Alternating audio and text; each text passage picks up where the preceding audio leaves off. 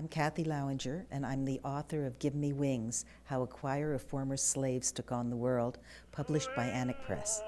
I learned about Ella Sheppard and the Jubilee Singers through a documentary that I saw on television. The Jubilee Singers started off as a group of students at Fisk University, or the Fisk School for Coloreds, as it was then called. I was really taken by Ella's story and by her youth and the youth of the other people in the choir.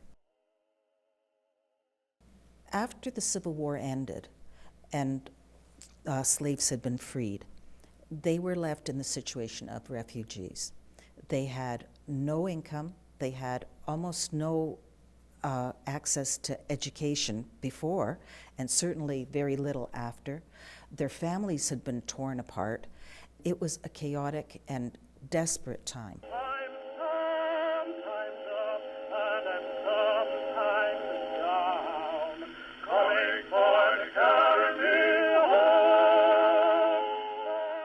The American Missionary Association, after the Civil War, was really active in setting up schools for former slaves. And this was a perilous undertaking because both the students and the teachers were often attacked and sometimes murdered. One of the schools was the Fisk School for Coloreds, and it was going bankrupt. The person who was in charge of the treasury thought, if we put on a show, this might be an opportunity for us to make some money. And that was a person named George White. Ella Sheppard, who was only 18 at the time and had no formal training other than a few voice lessons, but was incredibly gifted. And with Ella, George put together a choir and they went on the road. It was more or less a disaster financially, until they started singing spirituals.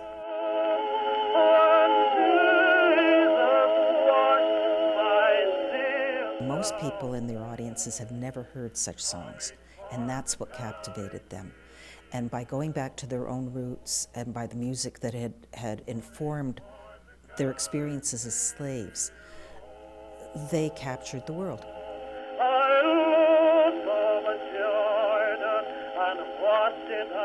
I hope that young people who read this will understand and appreciate that these were real heroes. These were people who had absolutely nothing. They started from nothing after the war.